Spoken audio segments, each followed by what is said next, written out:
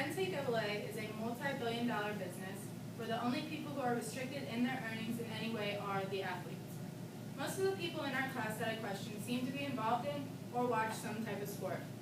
The people that did play sports agreed that college athletes should get paid while they attend school. Most of the people that don't like sports or weren't involved with them disagreed with me, believing that college athletes shouldn't get paid. I've been involved in sports my whole life, and now that I've seen and had friends at the collegiate level playing, I understand better the hardships that the athletes have to go through. Athletes that are especially at the D1 level go to college, go to school, and play sports. The sport they play is their job. They don't have time to do anything else. Today I plan to explain to the class why college athletes should get paid. From waking up for 8 a.m. classes to going to strength and conditioning workouts and then off to practice is a long day. Also mind you that most cafes in college close at 8, about the same time a normal practice would end. So first, being a college athlete is a full-time job. You're at school to get an education.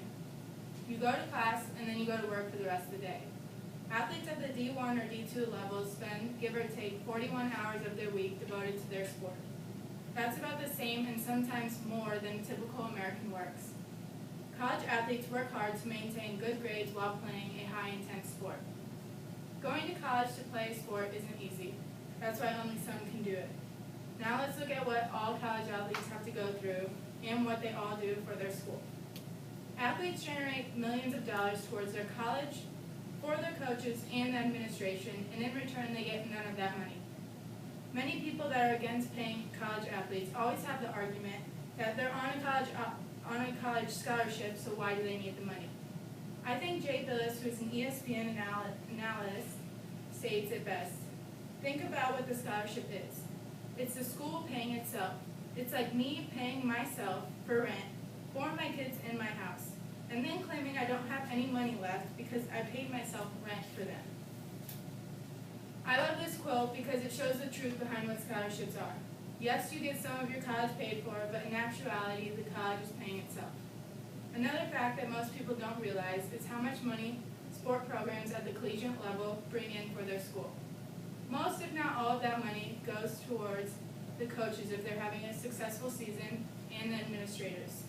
The University of Alabama reported $143.3 million in athletic revenue, which is more than all 30 NHL teams and 25 of the 30 NBA teams. That's insane.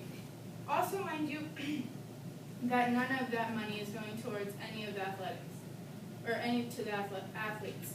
It's also reported that a lot of the money collected from Alabama athletics and other colleges do not go towards the classrooms themselves. Colleges get money from athletics more than anything else. I believe that athletes should get paid some of the money that they earn in their school. I'm not talking about an obscure amount of money, but a little to get by each day. With getting some money to get food or before practices will help athletes more than people think. Let's look at some examples of why athletes need some money for food. So, reasons why athletes should get paid. Many athletes going through a strenuous day of classwork, workouts, and then practice. By the end of the day, they're exhausted and starving. With over 90% of cafes in college closing at 8 p.m., there is no way a college athlete can make it there for dinner. So if they can't make it to the cafe in time, what do?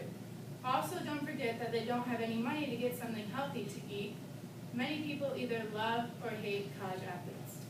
Some think that they have life so easy because they're getting their college paid for. But what most people don't understand is there's much more missing for college athletes.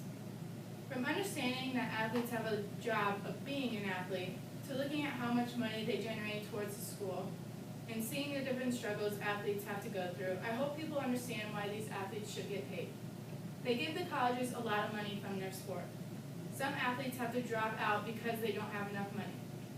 I believe that athletes should get paid for all that they do and all that they go through. Michael Wilborn, who is a ESPN columnist, states, I used to argue strongly against paying college athletes. Tuition, room, board, and books were compensation enough. So you know what caused me to do a 180 on this issue? That $11 billion deal between the NCAA and CBS Turner Sports for March Madness between 2011 and 2024, we're talking $11 billion for 3 weekends of television per year.